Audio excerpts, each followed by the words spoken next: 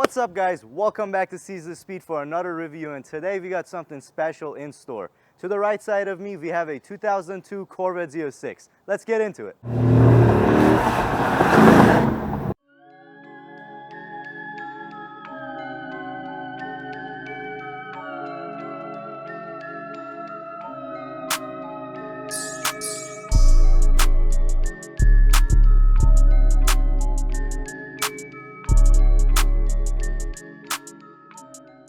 So the biggest differences in the Z06 versus the base Corvette C5 you could get, of course, was the engine, which came with the LS6 heads, making about 50 horsepower more than the base. Also, this thing was lighter than the regular C5. In addition to that, there was a bunch of aesthetic features, starting with the most prominent one is this fixed roof, unlike the hatch you would have on the C5, to of course save a little bit of weight and also add to the rigidity of the Z06. In addition to that, you have brake ducts down here to cool your rear brakes. Same thing with these meshes up front, which also help with your additional brake cooling. So let's talk about my favorite feature on the C5s, and it's these beautiful pop-up headlights on the front. You don't get those anymore on new cars, do you? Overall, the streamlined design of this thing is pretty timeless for the time. You know, it doesn't age as the 80s stuff like the C3 and the C4 aged. I think this one's gonna go down as one of the best looking Corvettes. The wheels, per the typical fashion of the Corvette, are staggered and also different sizes in the rear and in the front. These are 18s in the rear and 17s in the front. Let's go look at the back real quick.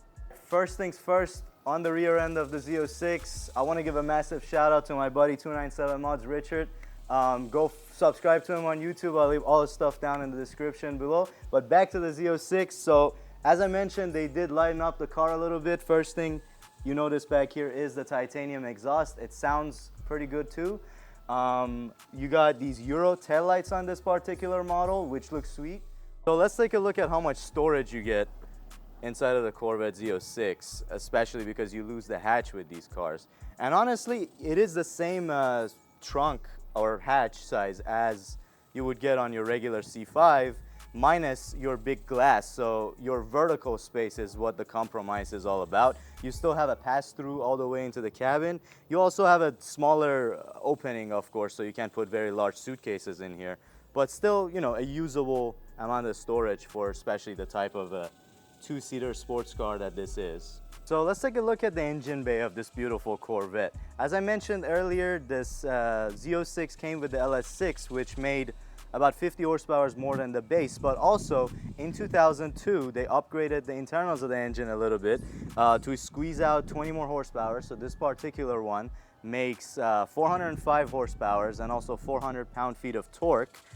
So this particular Z06 has a Veraram intake on it, and it also has a mild cam inside, but aside that, it's pretty much stock, so the driving experience should actually tell how it should feel. Also, all Z06s came with a 6-speed manual, so it should be a fun drive. And speaking of this beautiful powertrain, let's take a listen to that V8 and see what it's all about.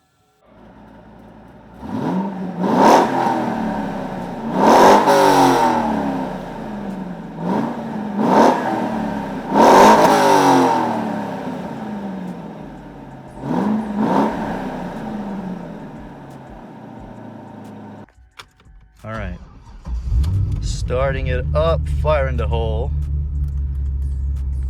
and immediately you can see the very 90s-esque interior of this vehicle. Sorry, it's 100 degrees right now in Texas. We are burning, but we're hustling for you guys, so excuse the AC noises. The gauges on the C5 are pretty basic. The Z06, of course, gets the Z06 logo right there. You have a pretty informative screen that gets controlled using all these switches right there, pretty similar to the C5 I used to have. Here you have your heads-up display controls, which is right up there. Now, typically in a C5, you would get some terrible seats which wear out and just sag all around the car and just ruin the driving experience. My friend has put these beautiful Corvos in this car. They are super stiff, nice bolstering, they hug you really well. I'm loving this. So if you have a C5, it's a good consideration to upgrade the seats. Another thing with this particular C5 is this short shifter. It is actually phenomenal comparing it to the regular 6-speed shifter that comes in these cars. This thing changes the driving experience quite a bit. Everything else in this thing is all original, the same way it came. You can see the stock factory radio with your theft lock right there. Nothing to write home about, but it gets the job done. As I mentioned, it is a Bose audio, so it works. Nothing compared to new cars, but it's there. You have your dual zone climate control right here. Everything still works in this thing. I mean, to be honest, the C5 interior is nothing to write home about. You have a little cubby right there, this door that's usually always broken, so if yours works, that's nice. The cup holder, and he has added some aftermarket cup holders, which also is a good thing to add to your C5. Another thing in the C5 that's pretty interesting is that all these controls here are kind of like rubber buttons for your window controls, all of your mirror switches, memory seats, all of that. And aside that, you have some more plastics for your door handle. You know, doesn't feel the best, but at the end of the day, the C5 Z06 is a driver's car, and it's all about the driving experience. And speaking of that, let's take this thing out for a spin and let's see what all the Z06 is about. Let's go. All right, driving the 2002 Corvette Z06, and right off the bat, man oh man, it drives so much better than my base automatic C5. Worlds of difference. Although, I mean, this one has 60-something thousand miles. Mine had 100,000 miles over this thing. And then on top of that, mine had a abysmal 4060 4-speed auto by Chevrolet. This thing has the good old 6-speed, so it feels very nice. Through these little corners. And of course, these cars, with the way the suspension is set up, have always cornered super flat. Very minimal body roll. I mean, just looking at it, you could tell. The clutch is super easy to get used to. No big deal at all. This one, of course, I mentioned earlier, has this short shifter.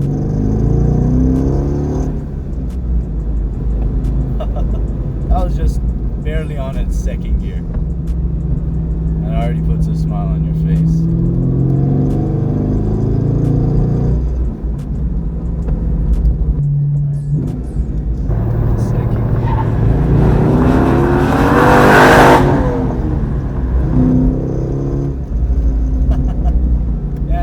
Faster than an LS1 Corvette. You can feel the difference. It just feels a lot stiffer than one with the removable top. It doesn't feel as squeaky. Of course, there's still a little bit of a fiberglass squeaks going on here and there, but that's why you love the C5s, don't you?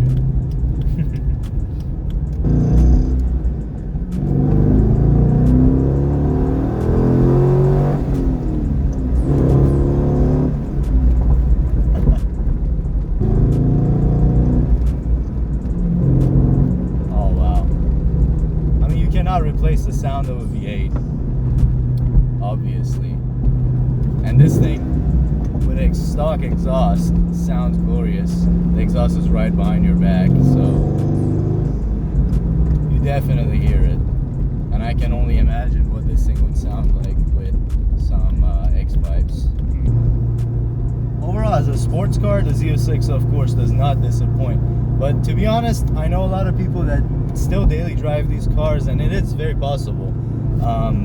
If you just look at the exterior design of this car, especially when the pop-ups are down, you notice how smooth and aerodynamic it is, and also the fiberglass built design of this thing helps a lot for this car to get really good fuel economy. This Z06 with its 405 horsepower LS engine manages to get a 28 mpg gas mileage on the highway. So, I mean, you could daily drive this thing and actually not spend a whole lot on gas. Of course, the true Corvette guys of back in the day would disagree and want to keep it in the garage and baby it, but I mean, I'd say drive this thing, man. It's a great car. And I mean, this thing sits very low to the ground, so yeah. You do have to angle it here and there out of parking lots. up on driveways and stuff. So that would be one negative about daily driving something like this. I was always nervous about taking my Corvette, to downtown and parking it somewhere tight where there's a lot of cars. But aside that, as far as like comfort goes, or like cruising at higher speeds, this thing is fairly comfortable. It's very well balanced, well put together. The thing interesting about these cars is the weight balance. To get the weight transfer perfectly on these cars, the engineers decided that the transmission should go in the back. So unlike your regular rear-wheel drive setup front engine or mid-front engine car, the transmission of this car is sitting behind me, and it works in a way that the power goes from your engine into a torque tube in the middle, and then it transfers it all the way to the rear. And it's kind of sort of not really a transaxle, but you can call it that. It's pretty close to your rear wheels. On some of these, the torque tube itself can be a failure point, so that's one thing you should look after. If you hear bearing noises underneath the car, you should be aware of that problem, and it can be a couple grand fix. So keep an eye out for that. Also, of course, clutch jobs aren't as easy as a regular manual transmission would be, since they have to drop a bunch of stuff. Your exhaust and everything has to come out. So there's that. If you get one with a clutch in good health, of course, you would save some money. The ABS StabiliTrak system on these cars is another problem that happens on a lot of these Corvettes. It's just something simple with the ABS module, but it is an electrical problem, so you should be aware of that. Other than that, it's the interior. As I mentioned earlier, it's not the best quality-wise. It is when American manufacturers back in early 2000s and late 90s were trying to save some money and just push cars out to keep themselves afloat. So these interiors are nothing to write home about, but if you can get over that, you get a pretty reliable and fast package in one of these cars. You can actually, I know a bunch of people that track these Z06s. They handle super good on all around the curves, and also they get pretty punchy on the straight. So if you want to get something like an FRS and it's missing the grunts you're looking after, if you want something that can do the handling and go the straight line, if you're okay with buying something a bit older, this is definitely a pretty good alternative, because you get to listen to these noises. So as far as parts availability goes, you got your LS engine base, so a lot of parts are there. A lot of performance parts are made for this vehicle. Same thing, you can upgrade the interior. All kinds of different upgrades are available for this car. It's been around for a while, so all the issues that might pop up, somebody has had already. So there's a whole lot of help out there on the forums, online, on YouTube.